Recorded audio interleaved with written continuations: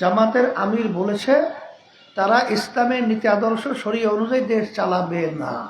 আপনার জামাতের নায়েবে আমির আব্দুল্লাহ মোহাম্মদ তাহের সাহেব, সে তো আপনারা জানেন এই আমেরিকার দূতাবাসে বসে সেখানে আমাদের দেশে জঙ্গি আছে এইটা প্রমাণ করার জন্য ইসলামী আন্দোলনকে জঙ্গি হিসেবে সেখানে উপস্থাপন করেছে।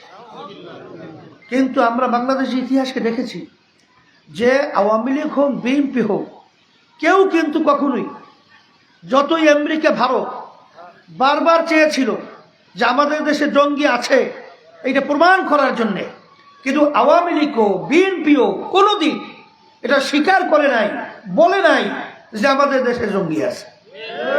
আপনারা জানেন না, বারবার বলেছে আমাদের দেশে কোনো জঙ্গি নাই, আমাদের দেশে কোনো উগ্রপন্থী নাই। কিন্তু আজকে আফসোস, ইসলামের নাম দিয়ে আব্দুল্লাহ মোহাম্মদ তাহের সে যাইয়া ইসলামী আন্দোলনের ব্যাপারে উগ্রবাদী জঙ্গিবাদী আমেরিকার কাছে বলে আসে।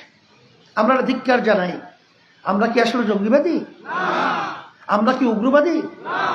আজকে ইসলামী আন্দোলন বাংলাদেশ প্রতিষ্ঠিত হয়েছে, আজকে প্রায় 38 বছর শেষ হচ্ছে। এই 38 বছরের ভিতরে আমাদের কার্যক্রম আপনারা দেখেছেন, আমাদের ভিতরে কোনো উগ্রতা ছিল? বরঞ্চ আপনারা দেখেছেন 5ই আগস্টের পরে যখন এই দেশের ভিতরে অরাজকতা চলছে তখন কিন্তু ইসলামী আন্দোলন বাংলাদেশ সংখ্যালঘুদের তারা কিন্তু তাদের জান মাল ইজ্জত বাড়ি ঘর সব হেফাজতের জন্য আমরা পাহারাদারের দায়িত্ব পালন করেছি, পাহারাদারির দায়িত্ব পালন করেছি।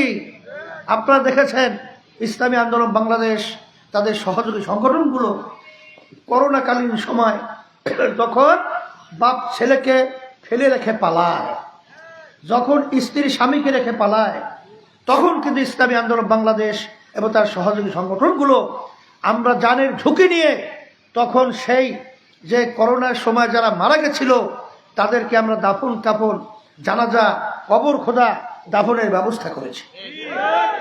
এরপরে আপনি দেখবেন যত বন্যা কবলিত এবং যত দূর সময় ইসলামী আন্দোলন কিন্তু তখন মানুষের পাশে খাদেম হিসেবে দাঁড়িয়েছে। ইসলামী আন্দোলন উগ্র বলা হয় কেন? আমরা তো এই কথা বলতে পারি না।